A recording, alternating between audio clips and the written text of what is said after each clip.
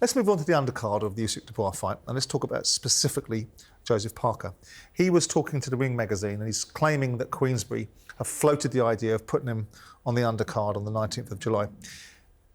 Is this a case of bad timing for Joseph Parker, or is he getting a little bit mistreated in the whole great scheme of things?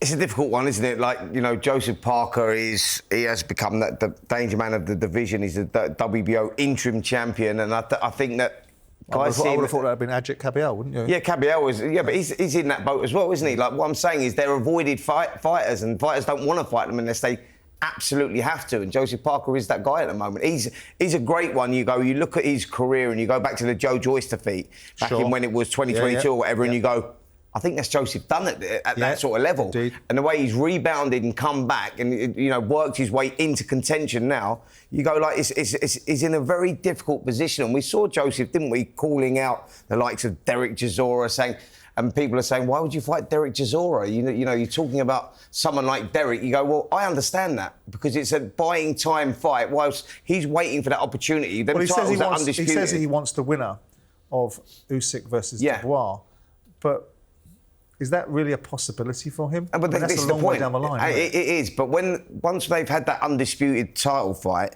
you know, those titles might fragment, and one of those titles may get the opportunity to fight for. So you go, he needs a buying time fight right now because what's he boxed once in 14 months or something like that? You know, he needs to fight. He needs to get active. He needs the rounds. Someone like Derek Chisora going over old ground with that again, or you go even a Dillian White, a guy that beat him. You go, look, Dillian's still around. He's looking for a fight. Someone of that sort of calibre is the fight that really makes sense for Joseph. Is that helpful to him, though? I mean, we've had this. I mean, as much as we are helping Derek with his pension by advocating for that fight, isn't he a little bit beyond that now? With due respect to Derek. Well, Derek's the IBF number one, isn't he? He's in that position as well. So you know, you look at that and you go, well, that's the motivation really for someone like Joseph Parker to fight Derek Chisora again because he's the WBO interim. Derek's got that number one position. It makes sense.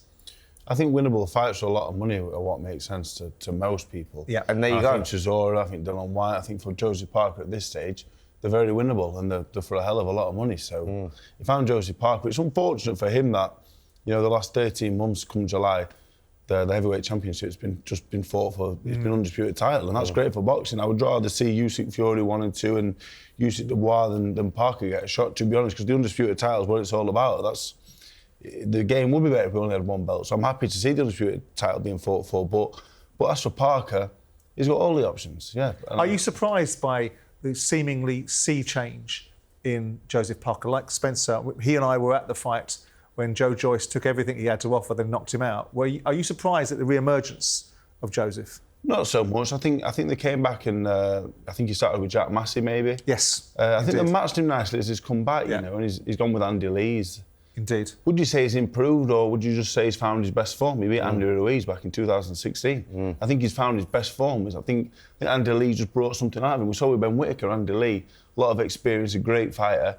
Yeah, I don't think he necessarily improves fighters massively. I don't think any coach really can massively improve. He brings out what's there. Already established fighters, but he just brings out the best in them. Yeah. So he has changed though, Joseph Parker, isn't he? Because the one thing I always said about him was that technically Joseph Parker was very good, but he didn't let his hands go as much. And now he does more, doesn't he? Self-belief, yeah. You know, and that mindset that we're talking about, you know, like Joseph Dave was saying, you know, earlier on in the show there, you know, that fighters mature at different stages, but when you're in your 20s as a heavyweight, you're still very, very young. Joseph Parker now is, 30 years of age or so. People forget that. Like, he was very young when he won that World Heavyweight WBO World title against Andy Ruiz. You look back then and you go, he didn't really believe in himself. He didn't commit. He wouldn't let the shots go. We saw that against Anthony Joshua. He's not that guy anymore. He now believes in himself and he lets his hands go. And in heavyweight boxing, you got to have that. That makes you, a dangerous commodity. One name he didn't mention was young Moses Itauma. He's the interim WBO champion. Moses is ranked number 1 in WBO. Isn't this a fight waiting to happen? Listen, I think that Frank Warren said it himself, hasn't he? You know, it's all about timing for Moses. It's not about just if he wins that fight. Say that WBO title becomes vacant and he gets a fight against Joseph Parker, you go, it's not that they don't believe that he could beat Joseph Parker. Once he's beaten him, he's got to stay there. And I think that that's what Frank's saying. It's all about timing. Let us do it in our time. That would be too early for him right now against Joseph Parker. I think that, what about yourself, Dave? Like Moses Itauma, if you was offered that fight, is that a fight that you would take? I mean, it's not at the top of my list, really. For me, as a 33-year-old man, the thought of a 20-year-old knocking me out does not sit too well with me, really. But I think he's the real deal in all we've seen. But to go from that position he's been facing to Joseph Parker is just a monumental step. Absolutely. Like, it would be terrible matchmaking. It would be irresponsible. And people talking about a time box for world titles anytime soon, he's miles off. You've got to let the kid develop, and I think that's where it is. It's not about if he could beat him or not right now. It's more about the development. I think Itauma can beat anyone. He can beat anyone in 2 or 3 rounds. But when he goes past 3 rounds, we haven't seen him past 3 rounds. What about yourself? Where do you think that? Do you think that that's a winnable fight? No, I'm saying for Joseph Parker. Do you think that's a stupid move if they was to say, yeah, let's make that fight? Well, I'm not sure what the advantage is to Joseph Parker in that situation. Well, what I'm saying, if the WBO title become vacant after the Undisputed and they had an opportunity to fight for the vacant title... Well, that's a different dynamic, isn't it? Yeah. Because then it ticks 2 boxes and Joseph Parker will look at it and go, I can win a world title against a younger contender that doesn't know what he doesn't know yet. Or he can shy away from it thinking, I don't really want to be on the receiving end of a young guy knocking me out. I mean, Joseph Parker's a fighter. He'll take the fight. If he's a world title in offer, I would imagine he'll take that fight.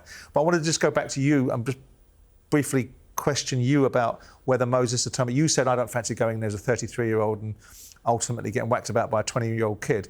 But if it was presented to you as a commercial proposition in terms of the economics made sense, would you take that fight? I boxed anybody. I boxed Luis Ortiz, Dylan White back in the day, Tony Yoke, Olympic gold medalist, all these on a couple of weeks' notice. For not very much money. That's a younger either. version of you, isn't it? Yeah, for not very much money either. So if you're going to offer me a hell of a lot of money to box anybody, I box anybody. I boxed Itauma, Usyk, one after the other for the right amount of money. Yeah. Like, that's not an issue to me. Whether I can win the fight or not is a different proposition altogether. I've got to be realistic. I don't want to get myself hurt. I don't want to embarrass myself either. I want to be in fights I can win. What would be the ideal fight for you right now? Someone like a Deontay Wilder? Deontay Wilder's the one, yeah. Is it? Definitely, yeah. That's the one I would like. Why? He's a former heavyweight champion of the world. He's one of the best heavyweights of the last 10 years. And little fat kid from Donny could box him. And at this point in my career now, I could beat him as well. So We'll pick up on that and talk when we're talking specifically about you. But I just want to finish on Moses. And I know that Moses is the one that everyone's talking about, and there's a lot of interest in it. When we look at Moses' progress, when do we think, you as a fighter and you as a former fighter, when do you think he's likely to land? Do you buy into the mentality that we're looking at an inevitable world champion here, Dave? And B, if you do, in what timelines do you think that will manifest itself? yeah, I think he's an incredible prospect, but I think that's all he is still. We haven't seen him box for the British title yet. He's boxed his best win. The last fellow who boxed, the American guy, 41 years of age, who could punch and he could see, he knew what he was doing. Dempsey McKean was not a bad win. The way that he won the fight. I'm going to be honest, Dempsey McKean's British title level, you can't put Itauma in with Joseph Parker. He shouldn't even be in that conversation. He's nowhere near. And I'm not saying for talent, but I think offensively, already, even at this level, he's one of the best heavyweights in the world. Yep. He hasn't been hit back. Yep. He hasn't been put under pressure. Times I've seen him frustrated with Dobyshenko and Espindola. It looks a bit debunk of ideas. So you really need to sit him with someone that's going to give him something. Who would you think then? Franklin, I think, in a fight at 2's time. Jermaine Franklin. In a fight or 2, though. I'm not a big fan. He's 20 years of age as a heavyweight. I think he can be a heavyweight champion of the world. I'm a big fan of him.